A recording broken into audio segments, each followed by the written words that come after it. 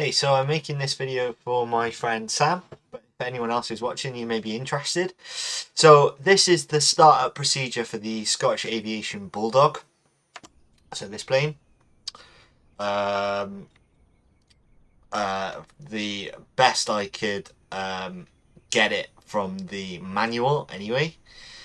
So this is a cold start, and we will do the checks, which you're supposed to do. So first of all, you do the exterior checks. So these are probably check the fuel pipes or pumps or intake, the pitot heater, check for any damage, wear or tear, free movement, all that kind of stuff. And we check for the free movement of our controls, which all seem to be working fine. Obviously we'd ask that chap outside the plane there, everything's okay. Sort of dangerously stood there. So that's all fine. We check the trim. Let's say we've done that. So while the exterior checks are done, the battery master's got to be off. But when the exterior checks are done, we switch on the battery master. And we set the ammeter, voltmeter and ammeter to amps. Check the battery's working, which it is. So we check the flaps agree with the flaps lever. So they do. Check we can get all settings. Yep. Fine. So that's fine.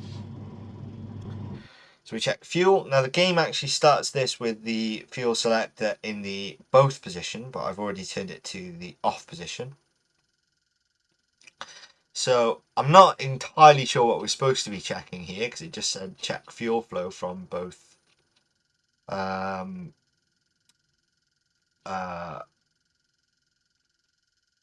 tanks. So I didn't see any difference, but we've checked fuel flow and we can set that to both. So we're going to prime the engine with the fuel pump for a couple of seconds.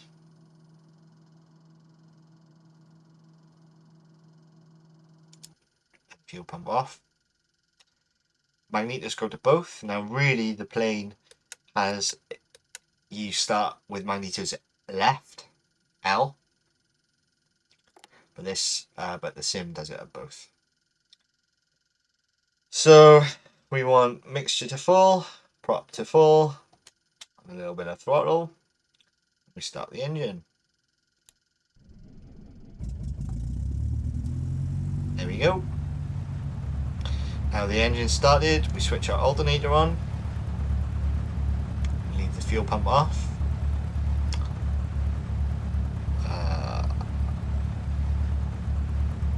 Check the battery, check the amps here, and we go to 1200 RPM to warm the engine up.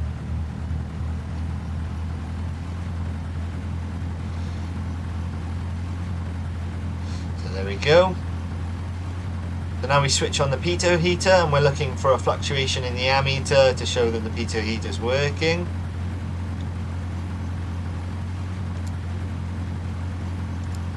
And it was. Pitot heater off again. Artificial horizon looks alright. CDI looks alright.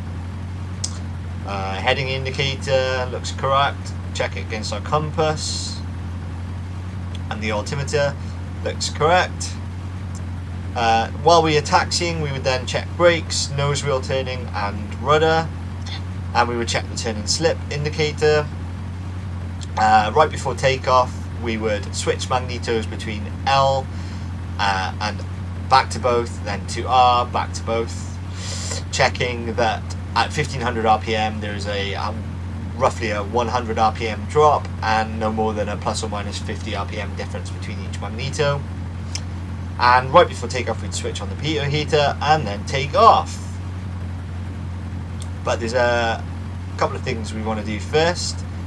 We want to get our radios going. That's our DME, that's our nav radio, and we want to program in where we're going, which in our case is 114. We're going first to Wallasey VOR, so we go to 114.10, and the DME is in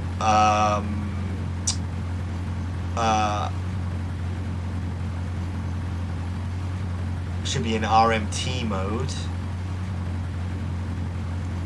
Yeah, it's in RMT mode, so it picks up the speed you're going and your distance from the DME transponder, DME